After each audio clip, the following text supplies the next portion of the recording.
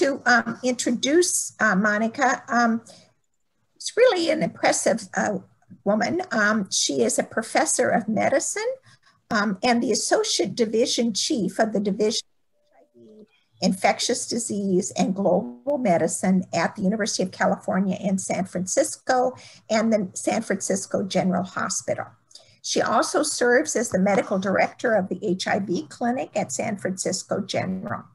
She completed her MD degree at Harvard Medical School and then came to UCSF for residency training in internal medicine. After her residency, she completed a fellowship in infectious disease and a postdoctoral fellowship at the Center for AIDS Prevention Studies, both at UCSF. Then she obtained a master's in public health from the highly esteemed University of California, Berkeley School, and with a focus on public health school with a focus on epidemiology and biostatistics. Prior to COVID, her research program focused on identifying low-cost solutions to measuring antiretroviral levels in resource-poor settings and on pre-exposure prophylaxis and treatment strategies, particularly for HIV in women. However, during the pandemic, she has been very active in assessing the epidemiology of the outbreak, providing commentaries and webcasts that I never miss because they're so stimulating. And she's even been quoted so many times that my husband, who's not in medicine, always is excited when he sees Monica's name in the newspapers because he reads it and believes what she says. Dr. Gandhi has been a wonderful mentor for many years. She is the overall education director in her division. She's also the principal investigator on an R24 mentoring grant from the NIH, focusing on nurturing young career investigators of diversity in HIV, co-director of the CFAR Mentoring Program, and also the chair of the advisory board for the BERT Consortium at UCSF.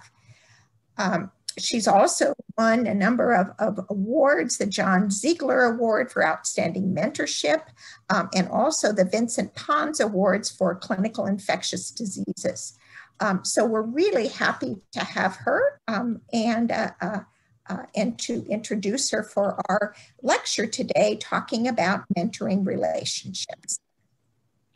Well, thank you so much for having me. I really appreciate it. And I'm really excited to be here with you today. I'm actually going to start with something, just a few slides, and then I'd love to actually open it up and get to know you all. And the reason for the slides is it gives us a little structure on how to structure a mentoring relationship that I think is really useful for these type of talks, because I think there's tried and true techniques that we use here at UCSF to kind of structure our mentoring relationships. But before I actually share it, I'd love to just hear, I see there's from where you all are from. Like, I know it's a couple of different programs.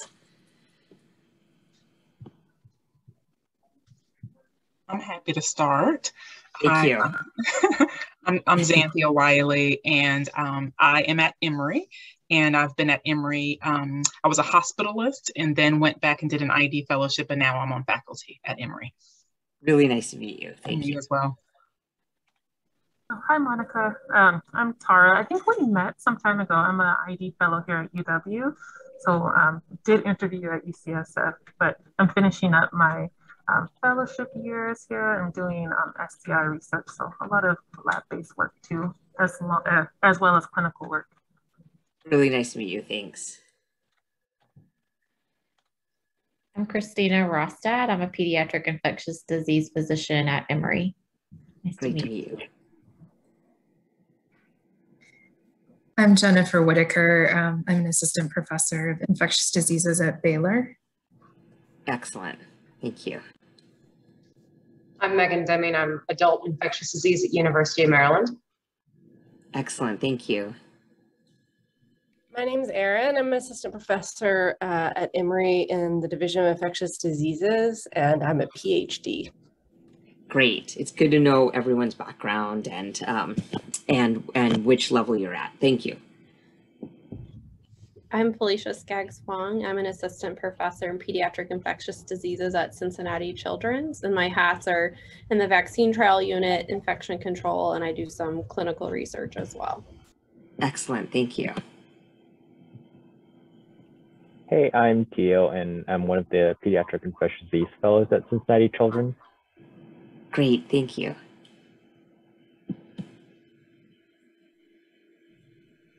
I'm Jeff Brisbane, a second-year infectious disease fellow at St. Louis University. Excellent, nice doing, to meet you. Clinical research with vaccine trials here. Oh, great, thank you. I think that's all the fellows, Monica. So okay. The rest of us okay. The rest of us are long in tooth and gray in hair. Okay. Well, I wanted to start with kind of some definitions of mentoring and talk to you about ways that we structure our mentoring relationships here at UCSF that I think has been a really useful scaffold for mentoring. And so I want to just remind us all what a mentor is and how we can teach skills in mentoring. I want to talk about the attributes of successful mentors and mentees and your thoughts about what makes us successful in both, because there's skills to both sets. The mentor-mentee relationship, what works and what doesn't, formalizing the mentoring relationship, and just to touch on diversity. So just to remind us what this word mentor is from, it's actually from the Greek word. When Odysseus left for that really long journey that was called the Odyssey, he left his son in charge of an older kind of uncle character who is named Mentor. And so it really was, in a way, a parental figure in this case, where this came from. And just like a parental figure, I think in academia, we don't think of a mentor as just a supervisor. I think if we're lucky, we get mentors and that we serve as mentors that are much more holistic than that are coaches and advisors and guides and role models, importantly, and your counselor and your manager and a consultant. So there's this holistic aspect of mentoring in academia that I think if we're lucky enough to have that relationship with our mentees, but also lucky enough to have such a mentor, this is really one of the most satisfying things that comes out of academic medicine, I think. And the reason that it changes and differs from other academic relationships is that hopefully mentoring-mentee relationships are long-term, promoting professional development over time. So as the mentee advances, it should become more of a collegial and colleague relationship. It should absolutely be dynamic as the mentee advances. If that relationship doesn't change, then there's a problem in the mentoring-mentee relationship. It should always be reciprocal. We have to admit that life is very busy in academia, and there is an aspect of the mentor benefiting from the mentee, getting data written up with them as senior author, the mentee benefiting, of course, from the mentor. It truly has to be active. And this is a lot of what I'll talk about next, but it's shaped really by the mentee. The mentee being a passive vessel is not going to work. And in fact, we have given many mentoring training conferences, not just domestically, but importantly in the global health setting. And we'll be in settings where, there will be a hierarchy established where mentors will say that doesn't work in their setting, where the mentee is driving this process. It's an active process. And we will actually push back on that culturally and say, but this is the most probably successful relationships is when the mentee is shaping the process of the mentoring-mentee relationship, which we'll talk about in a minute. And on top of all of that, whether it's reciprocal or not, there has to be an element of altruism by the mentor. And if you see someone who's completely not altruistic and it is forced, then that's not going to be a good relationship. And when we think about mentoring, and that goes back to that holistic functions, it isn't just about sponsorship and coaching and giving you data and challenges and exposure and visibility. It is hopefully serving a role where that mentor serves in a personal way to you, and role modeling, problem solving and counseling, and hopefully acceptance and affirmation. So that's where that parental role comes in, that hopefully there is much more than just the traditional academic functions. And these traditional academic functions, I mean, have to be part of the mentor-mentee relationship. And that's, for example, research skills and manuscript writing and grant writing and how to write a budget and how to form a team and your career goals, how to set up your CV, your professional networking, organization and committee participation, promotion, tenure. But there are also these incredibly important developmental skills that we don't traditionally learn in medical school or graduate school, but yet are so tremendously important for success in academia. And those types of content areas, hopefully your mentor is part of, which is talking about time management and maximizing productivity and giving examples from their own workflow, navigating work-life balance, how to negotiate in your university, how to hire people, how to manage performance reviews and having crucial conversations, cross-cultural issues, dissemination strategies, working with relevant communities, and really introducing you to people that help you navigate the professional community. So we actually, beyond doing, as part of the CFAR here, mentoring programs, where we try to teach this, we actually train mentors in how to be better mentors. And these are called the mentors workshops, training programs. We've held them yearly, except last year, since 2012. And the idea is to train mentors in how to be a better mentor and how to teach these skills. Because unlike parenting, where you can just fall into it, a lot of people fall into mentoring in an ad hoc manner, emulate what their mentors have done, but there are actually ways to teach a more structured and more deliberate style of mentoring that maximizes the success of the mentee. So what we do here at the CFAR is we always set up at UCSF someone they always have their research mentor. We encourage them to have a research co-mentor that's in a different field that distinguishes them from someone in their field. But we also set up each HIV researcher here, at least in our CFAR, with an external career mentor. And that external career mentor is someone that is a totally safe space. That safe space is somewhere where that person can assist you with overall career guidance and support, and you can complain about your research mentor too. And so we set that up in for every HIV researcher here. So I wanted to stop and get your ideas about what are the attributes of a good mentor, and just shout them out. What do you think are the attributes of a good mentor? I think proximity is really important because if I can give Xanthi as an example, or like Nadine or other people, they do their fellowship. And so they're noticed at Emory, and then they're continually nurtured at Emory when they move on to faculty positions. And I did all my training in other places, which is great. So I did my PhD one place, my postdoc another place, then I came here.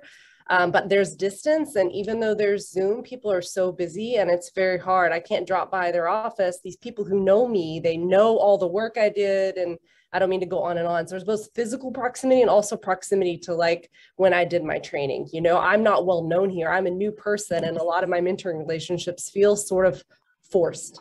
So yeah, I think that's a great point, and it's been challenged during COVID. And we teach a unit on distance mentoring, but the proximity and true presence, true physical presence, I think is incredibly important. I think that's a great one. What else? I'd say similar to that is availability. If someone is too busy to devote any time or resources to you, then they can't be a useful mentor. Exactly. If it takes them 4 days to get back to your email, and we're going to talk about the structure of a mentee relationship, that is a big red flag. I totally agree. Any other? Someone who's approachable.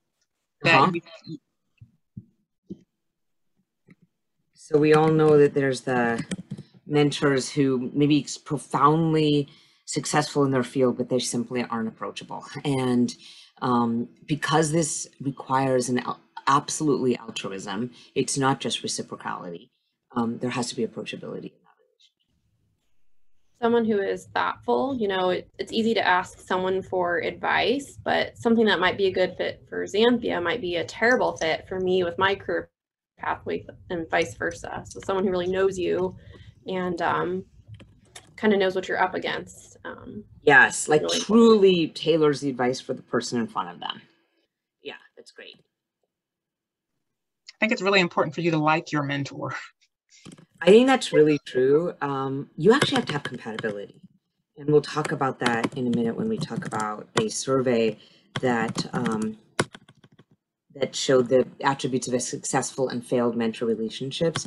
You can't actually, you have to like them. Yeah.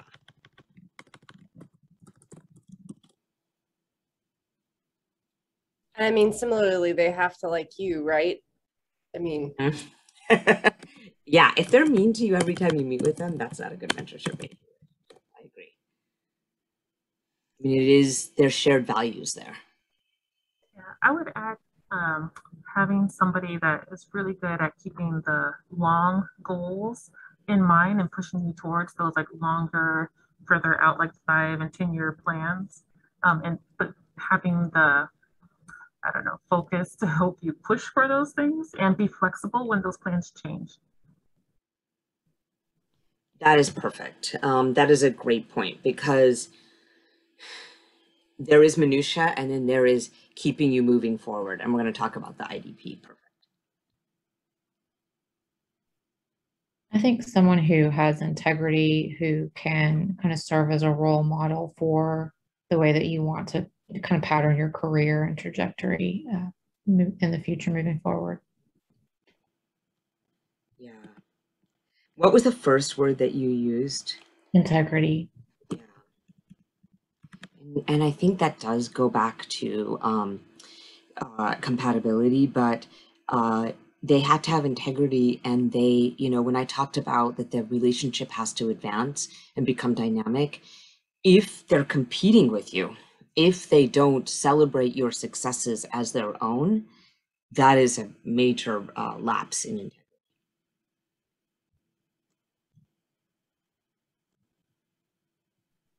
but isn't that quite common in academia?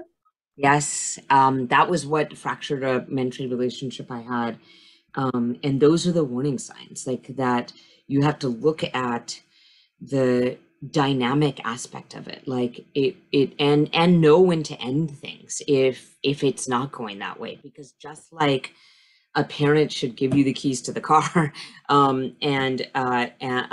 when you're old enough, essentially there should be an advancement as you go through, I mean, you know, your career, and they should be, that's so reflects on the mentor and such their successes, that if you don't see that in your mentor, that's when it's time to sever the mentoring relationship. Yeah, I agree, because I think there's just a general conflict of interest with mentorship. Yes. Right? Yes. Yes. I mean, I think that's a great point. Like, we talked about altruism and we talked about reciprocality, and the altruism part can't get lost. So conversely, I'd be interested in your thoughts on what are the attributes of a successful mentee? Outspoken. Mm-hmm. I think you have to go up to your mentor that you identify and ask them questions or email them, or you usually have to get it started unless they're like your supervisor mentor, right? I mean, I like that, because that goes back to this mentee-driven process. It is your career. Fundamentally, it is your career. Like, the mentor will never be as invested. You are the most invested person in your career. And so outspoken, asking for what you need. You have to be goal oriented. I think that goes into what you were saying, is you can't just expect blind advice, that you need to have a plan in your own mind of what you want to accomplish. Perfect. Know your own goals so that you're steering the ship. Great. What else? I think in order to help steer the ship, you have to be a bit organized, where you're setting up the Zoom meetings and trying to get on their schedule, you know, months in advance, you know, coming prepared. Yes. So I think that's right. That is a true sign of, I mean, you're the one, it is your career. So you're coming prepared into the meeting with agendas, and you're coming out with action plans. And we're going to talk about that structure. You're attaching and giving deadlines of when you need the abstract reviewed. And so it is, it is being organized and prepared and knowledgeable and looking things up. I always feel bad to ask to mention deadlines though, because I always feel like I'm bothering these super busy people. So I tend to like give them I tend to give it to way in advance. And so I tend to like, I don't know. Anyway, we can get to the details later. No, I think that's great when we talk about expectations of a mentor. I think you actually have to have expectations. So this goes back to the availability aspect. I mean, there are true like abstract deadlines. There are getting papers in a timely manner. They're getting their revision back. And again, if they're not available and they can't stay on those deadlines, and that is a warning sign. So you have to provide deadlines, and I think you have to have expectations. I would say be willing to provide feedback. Just if the mentorship's not going the way you would like it, and just being honest and having feedback go both ways. Exactly. It should not be like this constructive criticism flow from mentor to mentee, but yes, both ways, because it is a reciprocal relationship. I think those are all great, and I want to go back into then kind of a structured way about this process. So I do think that the mentor's responsibilities are to be clear about expectations, set specific goals, encourage strategic thinking, provide you with network opportunities, give you moral support, but be results oriented, conduct individual one-on-one meetings. And I'll talk about what we expect at UCSF. Keeps in touch. If they actually can't meet that deadline, or like they had said they'd get it back to you, say when they're going to get it back to you. So I'm really late on getting a mentee's paper back, and I wrote them yesterday and said it will be today. And then make sure to provide reviews and timely feedback. But I think that a quality mentor should also play the part of a devil's advocate, absolutely has to allow the direction of the relationship to be defined by the mentee. The mentor may have a very specific need in mind for that mentee, but it is your career. And looking, like you said, at that person in front of you and saying what they want and seeing what they want, and focusing on individual learners. And there are sort of six styles of leadership as defined by Goleman, which is something that we don't have time to go into today, but there's interesting styles of leadership. And there's 4 positive styles of leadership, which are democratic, affiliative, coaching, and visionary. And there are 2 negative styles of leadership, which are coercive, which isn't surprising. But the other negative style of leadership is pace setting, is where you just say, but I got up at 5 in the morning every day and ran and raised 4 children, and they're all perfect. And I wrote 8 grants, and I did this, and I, like that sort of, it has to be focused on that individual learner and that individual mentee and how they work. And you have to trust them. And what falls to the mentee, you have to communicate the purpose for wanting mentoring. What did you want out of this relationship? Do you want that person to be your research mentor? Do you want that person to be your career mentor? And I'll give you 2 anecdotes about a research mentee and a career mentee that I have and how they directed the relationship. You develop the plan for the year, you communicate the plan, and you anticipate problems. I'm having this clinical time come up, I'm having this conflict, I'm having something happen, and communicate them in a timely manner. I won't be able to get to that paper by this time. And bottom line, yeah, mentees cannot be passive. So one thing I want to tell you, and then we'll come back to this actually. So one thing about the mentor-mentee relationship is this was a nice qualitative study performed at UCSF and UW, which looked at characteristics of successful and failed mentoring relationships.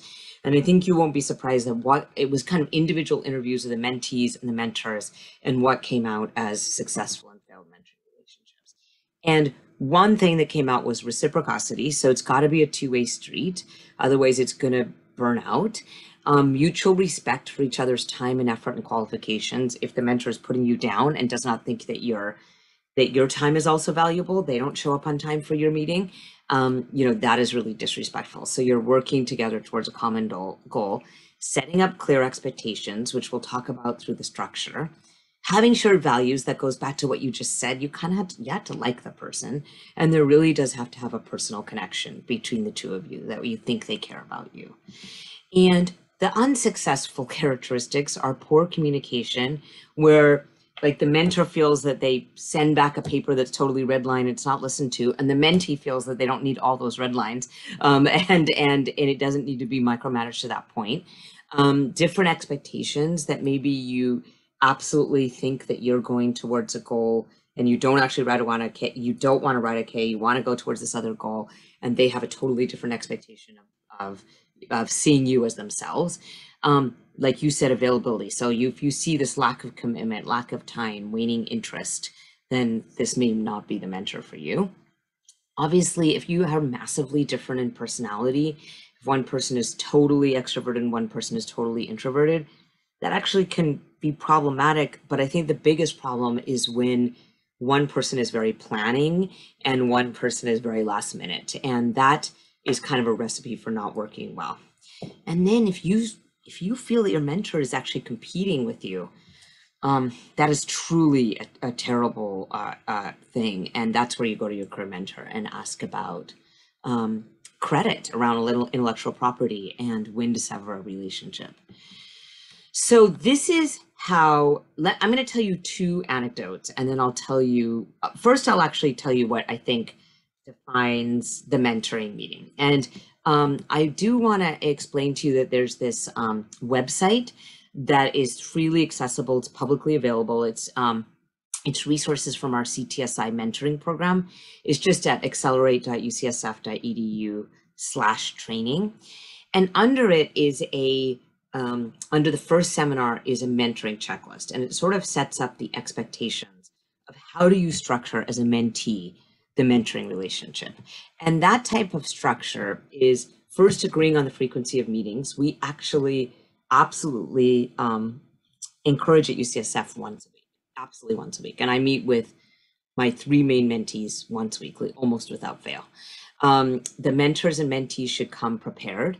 And the way that means is that the mentee should send an agenda in advance. I'm going to tell you about my mentee, including attachments and other documents to be discussed, formulating in that agenda concise questions, and then afterwards do an action plan. So let me tell you about 2 mentees, stop here and tell you about 2 mentees and see what you think about these 2 relationships. So I have one of a mentee who I was her primary mentee on her K, on one of her Ks, because she got a Birch and then she got a K23. And then also I'm helping her now with her R01 application. And this was the way that we structured our mentoring relationships. We literally met every Wednesday for a full hour. So we met from 10 to 11. That was before COVID. Now we meet from 10 to 10:30, so it is shorter. She always emails me on Monday, and on Monday is the agenda. And because she's really color-coded, every agenda item looks different. Like there's blue for personal, and there's but what I meant by personal is she will have literally a list of items. Here's the CROI abstract we're working on. Here's the paper we're working on. Here's the K23 planning. Here's the upcoming CROI meeting and who you said you'd introduce me to. And here's personal. And she always includes personal. So she got married, had 2 children during the time that we worked together and continue to work together. And so there was always the personal was, I need some break from clinical time. Where am I going to be? Where's the lactation room? How am I organizing coming back to work? And it's literally, there was these organized agenda items. Then we would meet.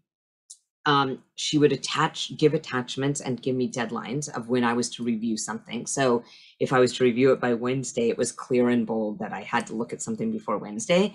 Then we would meet, we would go through each of the agenda items for as long as it took, talk about the structure of the abstract, talk about our K planning. And then she would email me with an action plan. And she usually did that Wednesday or by Thursday morning at the latest. And the action plan had in those color codings, you promised to introduce me to Connie Kellum at the University of Washington because because she's gonna be a co-mentor in my K.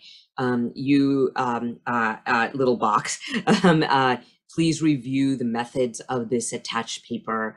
or the paper that I sent you last week by Tuesday, the day before our next meeting, so I can review your changes before we meet next Wednesday. You said that you would talk to the division administrator about the lactation room. Like, it was literally an action plan. She got 2 Ks. She's on her way to getting an RO1 during this entire time, and she's just profoundly organized. And that was our mentoring meeting. And that was our meetings for like 3 years. And now she's getting into independence, so we don't meet as often. What that ended up being was literally a running written documentation of expectations and goals of hers and her relationship with me and her expectations, short and long. And it served as a scaffold of our entire mentoring relationship. And she actually managed to achieve multiple of those goals and on that running list. And then I had a career mentee, and she didn't want me to be her primary research mentor on her K. She wanted me to advise her on, she was new to UCSF, advise her on who to be working with, and also importantly, advise her, and she wanted like a couple of secondary databases that she could write a couple of papers on adherence, which is my field, so that she could get into that world. So we met actually at the beginning just once a month, and we met for an hour, and it was a very different structured relationship because the agenda was much more about her career goals. Who do I think she needs to be introduced to at UCSF? How does she negotiate when she went up for promotion? We meet regularly still. When she went up for promotion, how to negotiate as a PhD at a medical science university for what she needs. And I am her career mentor. And so it was totally different than this relationship. So I wanted to tell you about these 2 kind of extremes of structure to say that you are steering the ship. And both of those in their own ways have been extremely successful, though they have different scaffolds around them. And so again, I would really encourage you to look at this website. This goes through a mentoring checklist, all the kind of things that you should do before you meet with a new mentor. Of course, look up their CV, of course, like know a lot about their papers, know where they went to school, like it's like literally a checklist about what you should know about the mentor and what the mentor should know about you, what you should send the mentor ahead of time before you meet with them, including bio sketch, your expectations, your CV, and then importantly, your IDP. So everyone does an individual development plan differently. This is just a simple one that we use in the CFAR, but everyone on a T or a K, a T32 or a K award does have to do these IDPs regularly, or at least the PIs of those awards have to tell the NIH that they're doing them regularly. And they don't have to turn in the IDPs. So because to the NIH. So because of that, there can be personal, and I really encourage the personal on here if there's trust, because part of your short and long-term goals obviously involve your personal life, especially in academia where there's such a bleeding of work-life balance. You may be working at 10 because you've left at 4 to go to your child's school. So there's a lot of, this is the nature of our profession. And so what are the components of at least our individual development plan, which you would send to a new mentor before you meet with them? Well, our components, at least, is the first is what is your time allocation? How much percentage do you spend doing teaching or mentoring yourself? How much time do you do in research? How much time do you do in patient care if you're a clinician? How much time do you spend in administration or other services? And importantly, at the bottom of that, how would you like to change this time distribution if you would like to change it? The second component is, do you understand the series to which you're appointed and the expectations for advancement in the series? And one thing the mentor should be sending you is the faculty handbook on an advancement in different series and explaining the different series at your university. But part of your IDP is, do you know the series and what is expected, at least like in a research group, what is expected in terms of our awards, what's expected in clinical, more of a clinical researcher type of career. List your personal responsibilities, and if you anticipate, professional responsibilities, and if you anticipate significant changes in the coming year. So this particular year, I have to teach this course. And then list your short and long-term goals. And the short goals can be short-term goals can be as simple as, I really want an abstract at CROI or at the HIV prevention conference. I really want you know, this paper and I want to aim for this journal, or I really want to get out of some of my clinical time. That's my short-term goal because I need to concentrate on research. The long-term goals, and this is what you're sending to the mentor before you even meet with them, and this is what the mentor should be sending to you first as a template of what they need to meet with you, is the long-term goals should be those longer-term goals that include personal goals, if that's part of your plan and if you're comfortable. So what I mean by that is your long-term goals may be, I plan to, my long-term goal is a case series. I want to be an independent NIH-funded investigators.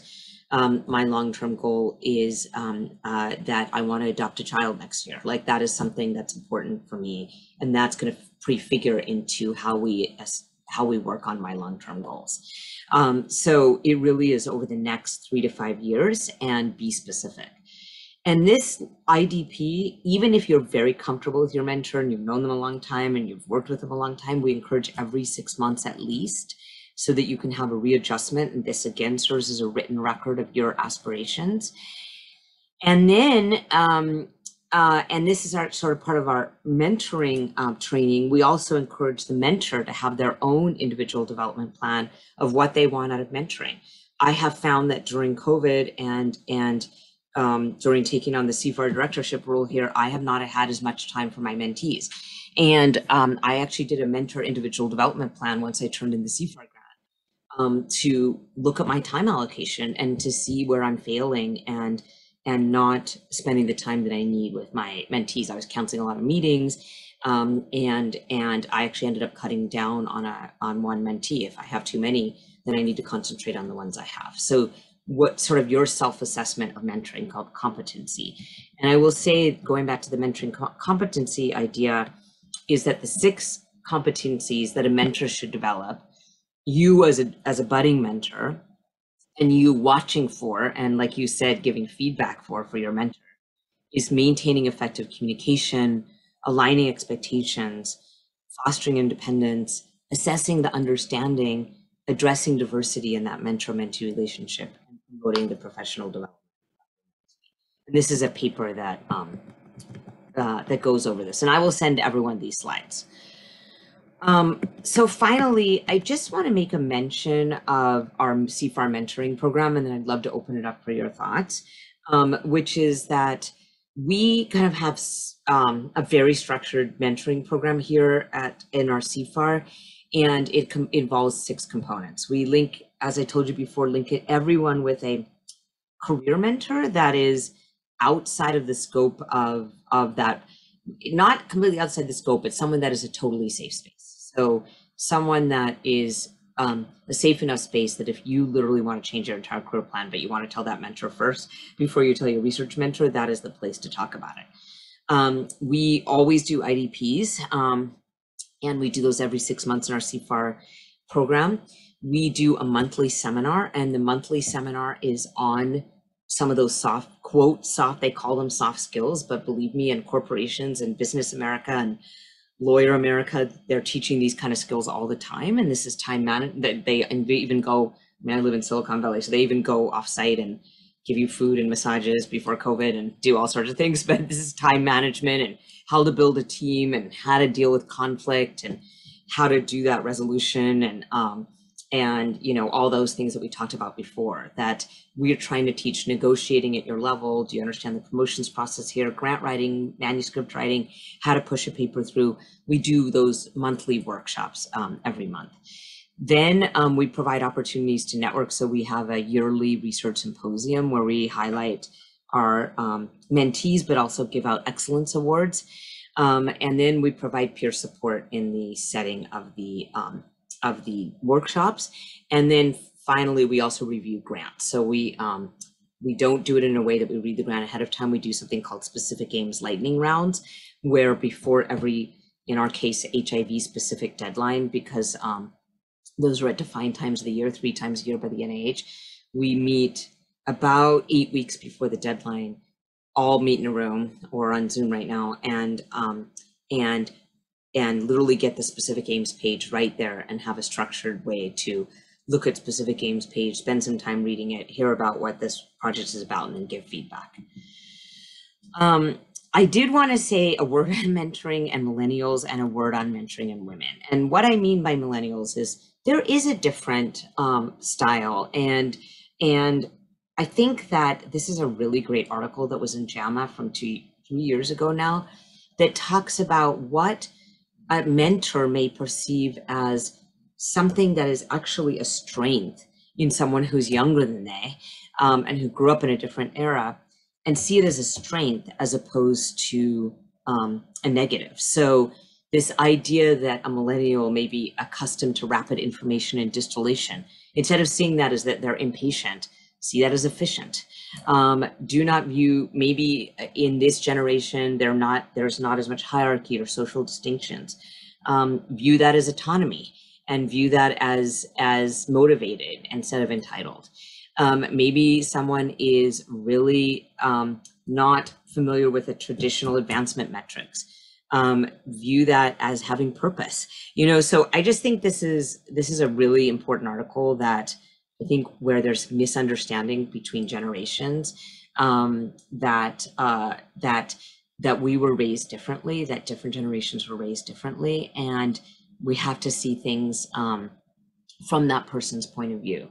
And that will, of course, speak to diversity, which we don't have, which I don't, this was not the purpose of this talk today, but that's a lot of what we do in our mentoring trainings, is do a lot of training on unconscious bias and microaggressions and how to mentor for diversity.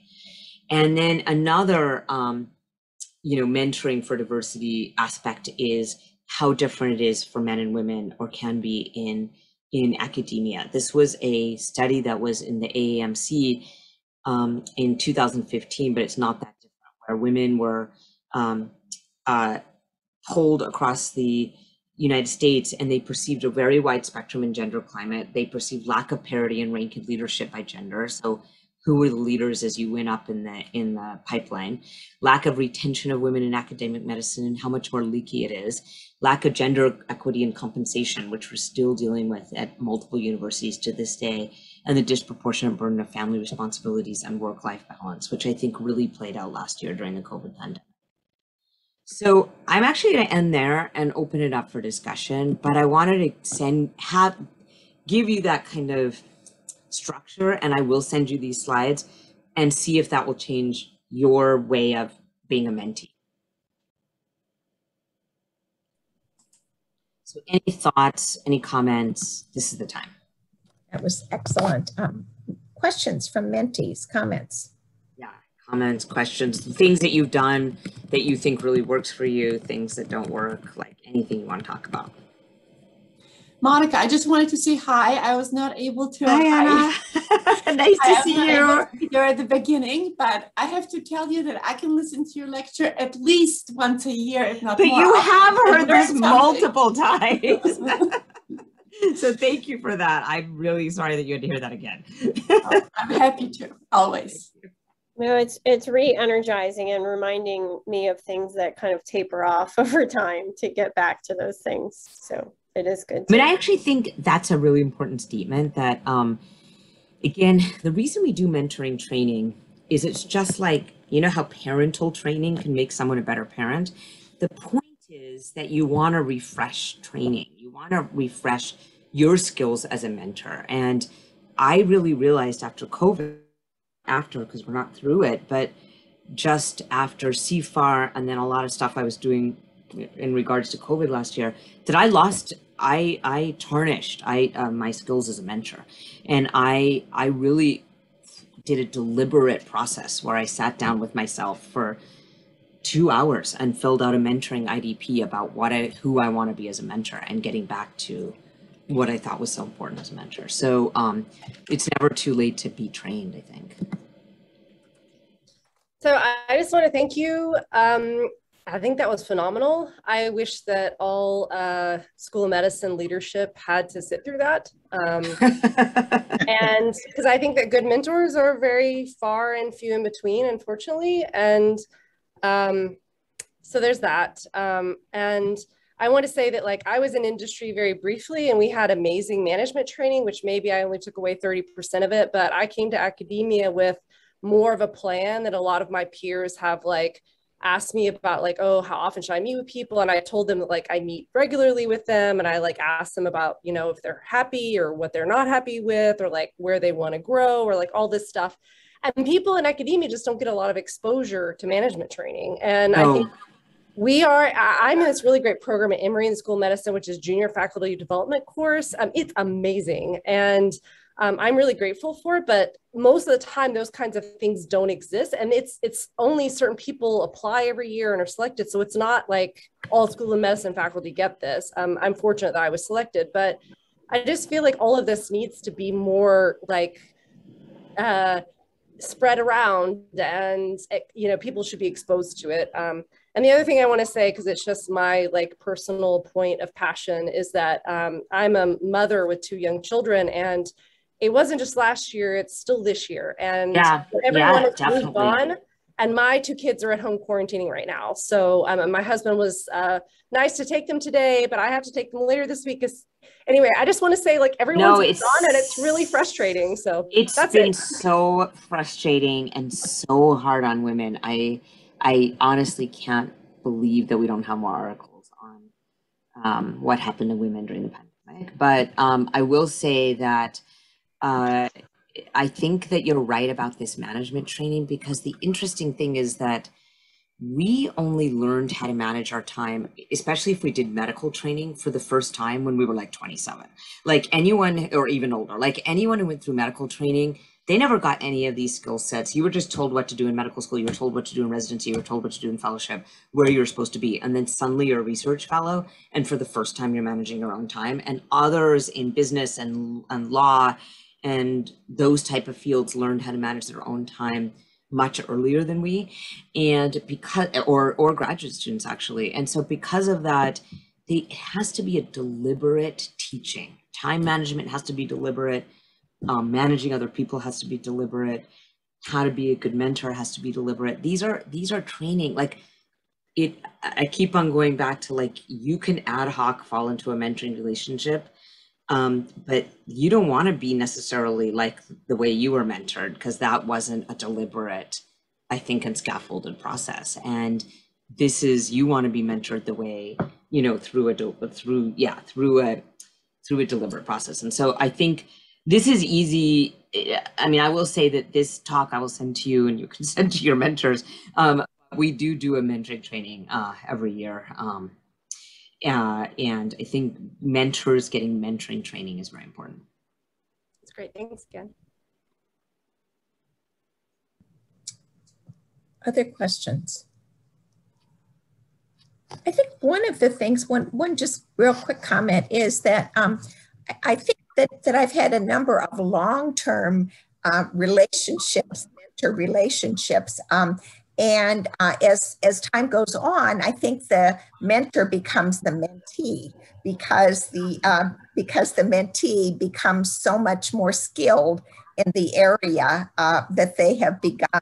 And so I think that is really a fun part of this whole relationship, is then becoming the learner and becoming really the role reversal. And I think that just brings so much excitement to the relationship. So I think thinking a little bit about how that looks in the long term is also kind of a fun I think that you've just proven you're a really good mentor, because that's exactly what you want. Like, don't you want, like, going back to the parental analogy, like, wouldn't your child's successes be your successes? Wouldn't you want them to grow up and be like your best friend? And so I agree that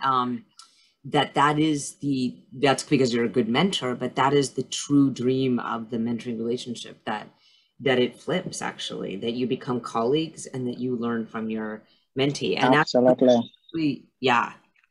Go ahead. Really, Monica. Like, I used to, and now I've started doing this again.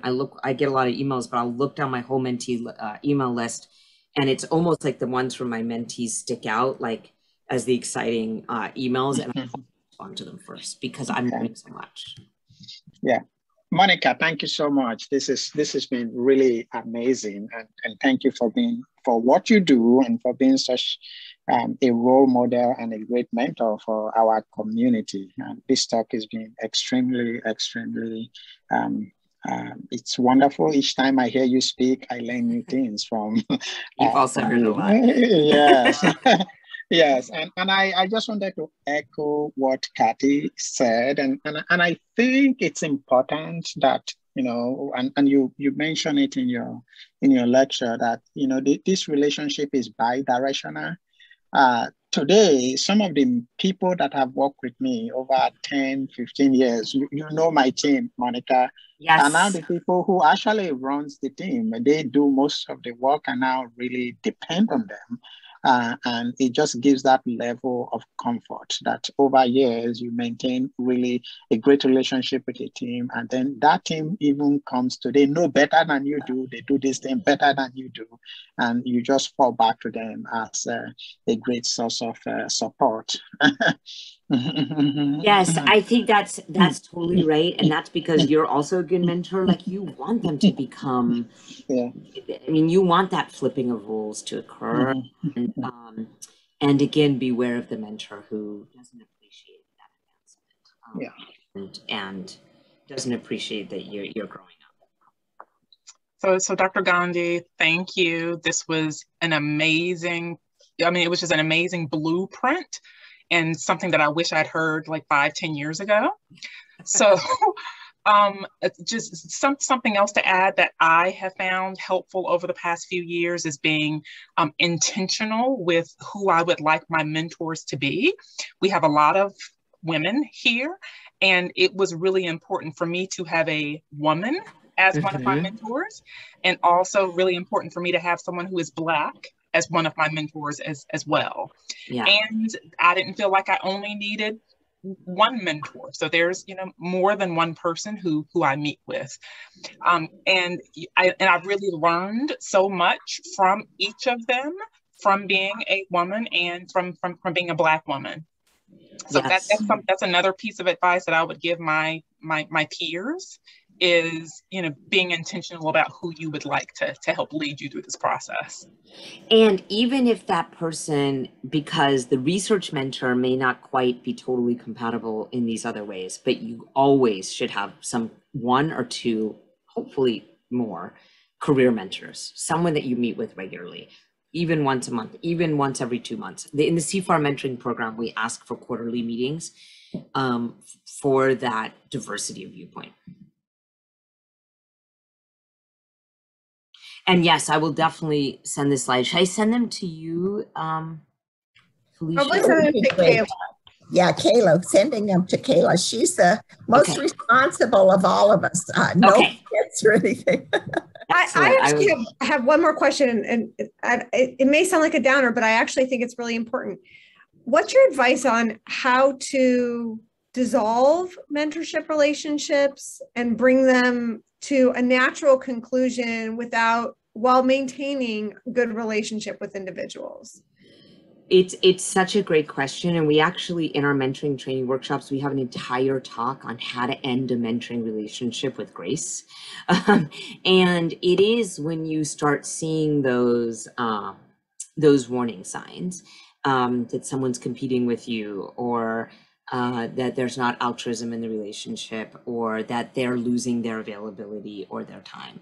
And we give a complimentary talk on conflict resolution, where it becomes a deliberate process. This is why, it goes back to that feedback question, but this is why I think I'm going to move to this, research group. And thank you so much for your time, and I'd like to explain why.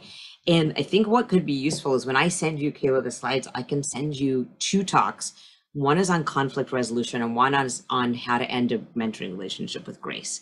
And I'll send you those 2, because that is the hardest thing.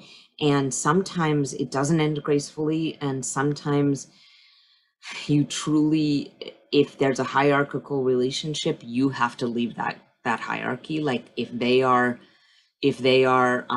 in charge and in power, it is you who has to leave that structure. and it is hard. It is so hard. But the main thing that I would recommend is that the minute you see that competition or that, frankly, unkindness occurring towards you, just like you would end any relationship, because a mentoring relationship is like any relationship, personal, otherwise, you have to end it. You have to, because you can get into patterns that will truly harm your career. So I will send you, because we only have like a couple minutes left, I will, and this is a longer answer, I will at least send you those slides, Kayla, and maybe we can have another session at some point. Great, thank you. Thank you. I think this has been amazing, as many of the comments have captured, and we thank you so much. We know how busy you are. We also hope that you keep up your webinars about COVID, because I found them so exciting and interesting. I just want COVID to end, but it keeps on going. No, I think we all do. Absolutely. Thank you so much. And we appreciate your time and your knowledge and wisdom so much. Thank you so much. Great to work with you. Thank you. Bye-bye now. Thank you. Thank you.